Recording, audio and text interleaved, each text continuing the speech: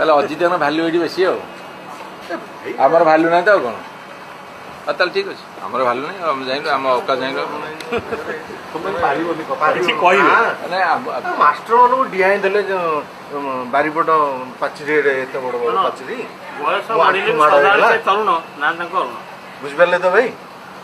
ମୋ ଆଣ୍ଠୁ ମାଡ଼ ହେଇଗଲା କିନ୍ତୁ ତାଙ୍କର ମାଷ୍ଟର ମାନଙ୍କୁ ଡିଆଇ ଦେଲେ ତମର ମୋର ଗୋଟେ ପୋଡକାଷ୍ଟ ହେଲି କବିତାରେ କଥା ଆମ କହିଦେଲେ ସେ ଆମ ଯୋଉ ଗାଁରେ ମୁଁ ବାବୁ ଏଇଟା ନା ଏଇଟା ଯିବ ସିଏ କହିଲା ଜଣେ ମାଲ ମାରିଦେଲା କୋଉଠି କଣାସ ଛକ ଉପରେ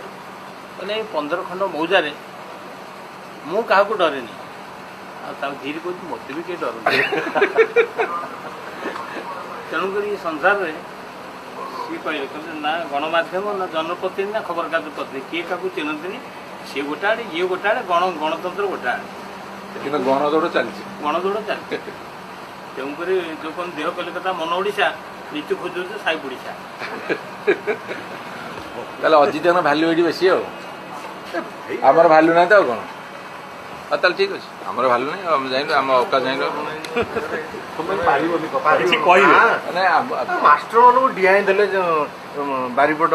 ପାଚିରିରେ ଏତେ ବଡ ବଡ ପାଚିରି ବୟସ ବଢିଲେ ସଦାବେଳେ ତରୁଣ ନା ତାଙ୍କ ଅରୁଣ ବୁଝିପାରିଲେ ତ ଭାଇ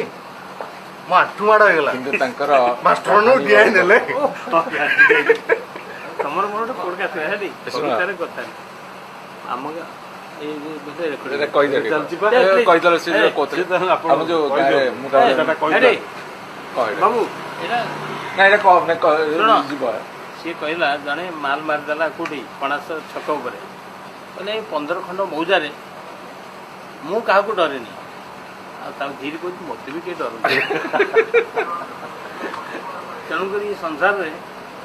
ସିଏ କହିଲେ ନା ଗଣମାଧ୍ୟମ ନା ଜନପ୍ରତିନିଧି ନା ଖବରକାଗଜ ପ୍ରତିନିଧି କିଏ କାହାକୁ ଚିହ୍ନନ୍ତିନି ସିଏ ଗୋଟେ ଆଡ଼େ ଇଏ ଗୋଟେ ଆଡ଼େ ଗଣତନ୍ତ୍ର ଗୋଟେ ଆଡ଼େ କିନ୍ତୁ ଗଣଦୌଡ଼ ଚାଲିଛି ଗଣଦୌଡ଼ ଚାଲିଛି ତେଣୁକରି ଯେଉଁ କ'ଣ ଦେହ କଲିକତା ମନ ଓଡ଼ିଶା ନିଚୁ ଖୋଜୁଛି ସାଇ ପଡ଼ିଶା